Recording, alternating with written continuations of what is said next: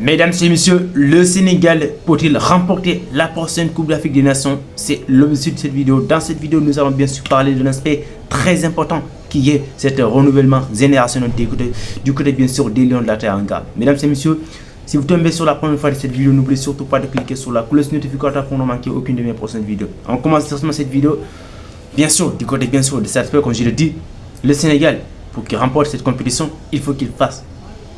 Comment dirais, il faut que le Sénégal, l'entraîneur Pape Thiaw regarde bien sûr cette équipe et bien sûr fasse des choix très forts, notamment bien sûr un choix qui concerne les cadres, parce que comme vous pouvez constater, il y a énormément de joueurs qui sont au sein de cette équipe qui pour l'instant leur niveau bien sûr pose énormément d'interrogations, pose énormément de questions, notamment même le capitaine emblématique de cette équipe, Kalidou Koulibaly, qui est dans l'aspect, bien sûr, dans cet axe central de cette équipe du Sénégal. Pour moi, on doit vraiment se poser des questions sur son cas, parce que bien qu'il joue régulièrement du côté bien sûr d'Al-Hilal, mais il faut regarder les performances qu'il fait en équipe nationale du Sénégal. Et surtout, je ne dis pas qu'à un moment donné, il faut qu'on se pose des questions sur son niveau. Premièrement, là où il joue, c'est axe central. On a vu face à des équipes bien sûr difficiles, face à des équipes qui ont un niveau plus élevé que des petites équipes, notamment comme Burundi ou bien sûr Malawi ou autres. On a vu plein de fois de la part de notre capitaine qu'il y a quand même une baisse de niveau qui est étonnante pour moi, notamment face à cette équipe du Burkina Faso. Lors du match, bien sûr, match retour à Bamako, ceux qui s'en souviennent, cette équipe burkinabé a procuré énormément d'occasions, il faut se dire la vérité. Dans l'arc central, on a eu un énorme problème. Moussa Niakate et Kalidou Koulibaly, ils ont eu énormément de difficultés. Et cette équipe burkinabé a obtenu 6 occasions France qui, si bien sûr, Edouard Mendy n'est pas là.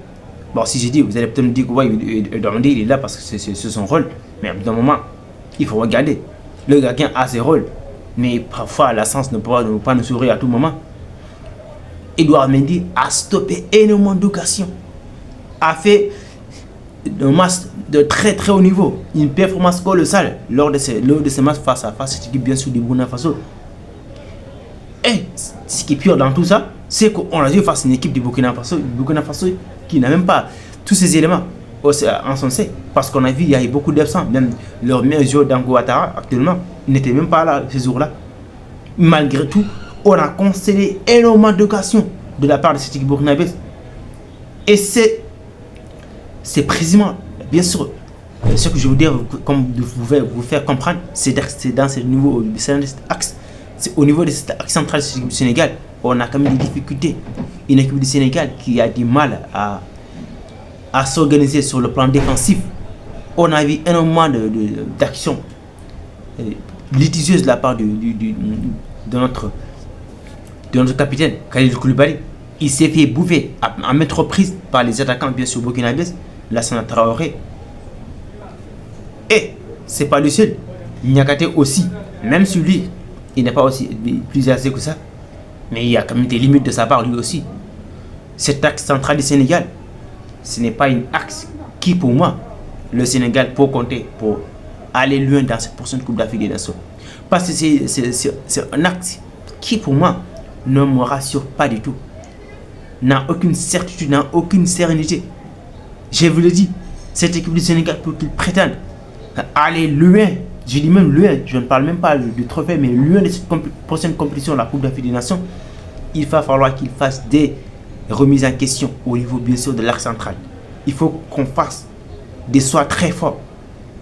Koulibaly, il est le capitaine, mais il y a des matchs, je suis désolé, il n'a pas le niveau pour jouer ces matchs-là. Il n'a pas le niveau pour jouer ces matchs-là. On a vu à maintes reprises face au Gros, notamment à domicile au stade Abdoulaye Wade, on se fait accrocher par des équipes comme notamment la RDC, même c'est Burkina Faso qui nous a même tenu en échec à domicile ici. Le niveau bien sûr de notre axe central elle est vraiment, ce niveau, il est vraiment pas du tout au rendez-vous. Ce n'est pas cet axe qui pour moi peut prétendre. Et bien sûr, comme on sait, il y a des... Pour parler, on a entendu dernièrement le coach fera une tournée autant pour moi du côté bien sûr de l'Europe pour scruter, pour regarder bien sûr des joueurs qui peuvent prétendre, qui peuvent bien sûr venir renforcer cette équipe. Je pense que la première des choses qu'il doit faire, c'est d'aller convaincre les axes centraux, notamment Malikito et Mohamed Sarr. Parce que l'axe central qu'on a, pour moi, c'est pas cet axe qui va nous amener plus haut. Au niveau du milieu de terrain, Gana Gueye, même s'il est si performant actuellement, mais lui, il n'y a pas énormément de problème. Lui, on peut le laisser sur le banc, on peut aussi le fertiliser. Au niveau, bien sûr, de la récupération. La seule chose que je n'aime pas du tout, c'est qu'on le met au niveau, bien sûr, d'une position plus haut dans le terrain. Parce que Gana Gueye, sa poste de prédilection, c'est à la récupération. Pour qu'il fasse des performances de très haut niveau, il faut qu'il soit aligné en point de base. Il faut qu'il soit au niveau bien sûr de la récupération pour gratter énormément de ballons. Mais dans son poste, il y a énormément de joueurs, notamment les Pape Dieye, Lamine Camara, Pape Matar Sarr, Habib Diarra. Là, au niveau du milieu de terrain, pour moi, il n'y a pas de souci. Il n'y a vraiment pas de souci. Mais le problème, le grand problème pour moi, c'est au niveau de l'attaque. Pour que le Sénégal puisse remporter cette compétition, il va falloir qu'on fasse des remises en question au niveau de l'attaque. Cette attaque du Sénégal, on a un énorme problème. On a un problème sérieux qu'on doit vraiment regarder, qu'on doit prêter attention, qu'on doit se focaliser même s'il le faut. Parce que l'attaque, nos attaquants ont du mal à tuer les matchs. Récemment d'ailleurs, avant même d'aller face au Burundi, quel débuteur, c'est un milieu de terrain qui nous a sauvés. Habib Diarra qui a inscrit un doublé. Et juste d'ailleurs avant ça, face au Burkina Faso, au Bamako, c'était grâce à lui qu'on s'en est sorti. Après son entrée, sur une frappe croisée, Habib Diarra nous a permis de gagner. On a vu dans ce match aussi, le Sénégal a galéré au niveau offensif pour au minimum inscrire ne serait-ce qu'un but. Cette équipe du Sénégal dans l'aspect offensif, ouais, vous allez peut-être me dire que aussi, à ce moment, Ismaïla Assar était dans un niveau catastrophique. Ça, je suis d'accord. Mais le niveau aussi de Sadio Mané, il faut qu'on en parle. Cette vidéo, c'est précisément à cause de lui. Sadio Mané, son niveau n'est pas du tout au même rendez-vous. Je suis désolé, mais on ne peut pas donner 90 minutes à Sadio Mané, à l'équipe nationale du Sénégal. Les gars, si on veut faire quelque chose, il faut qu'on fasse des soirs forts. Sadio Mané, je ne dis pas qu'on doit le mettre à l'écart. Non. Loin de là.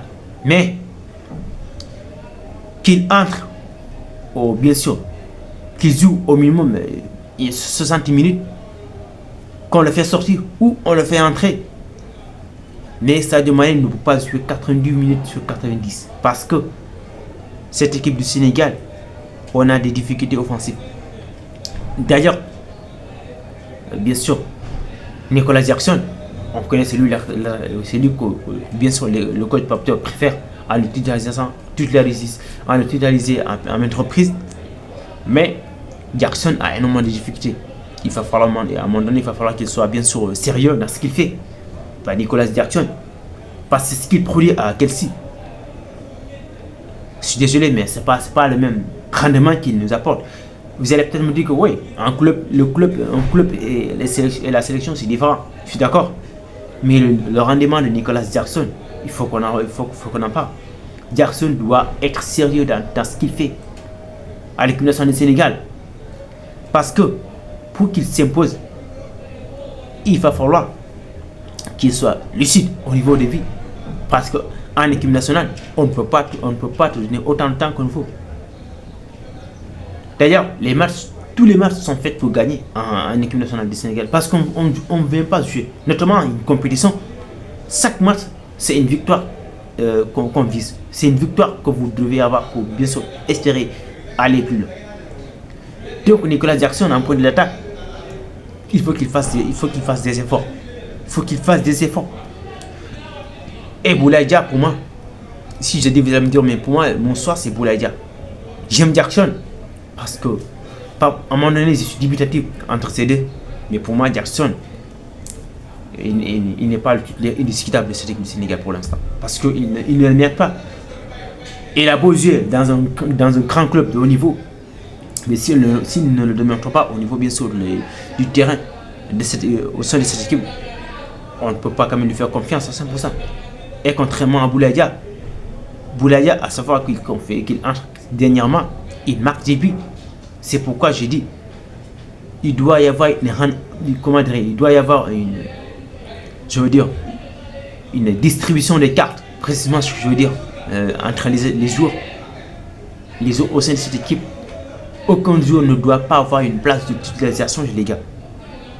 Tout le monde doit être traité au même niveau, au pied d'égalité, pour qu'on puisse bien sûr sortir en 11 qui, pour moi, pour nous convaincre. Le niveau d'Ismaïla Sarr, pour l'instant, ça va un peu. On a vu qu'il a énormément progressé depuis la dernière fois de FIFA. Il a marqué beaucoup de buts à Crystal Palace et il est aussi bien dans le zoo. On a vu qu'il apporte énormément de choses à Crystal Palace. Peut-être qu'après son retour, ça pourrait faire des bonnes choses. Mais pour que le Sénégal puisse prétendre à ce trophée-là, il faut qu'on fasse des renforts. Il faut qu'on fasse des choix très forts au sein de ces. Mesdames et messieurs, c'est la fin de cette vidéo. N'oubliez surtout pas de cliquer sur la cloche de notification pour ne manquer aucune de mes prochaines vidéos. Si je te dis cela, comme je le dis, prenez soin de vous, les gars.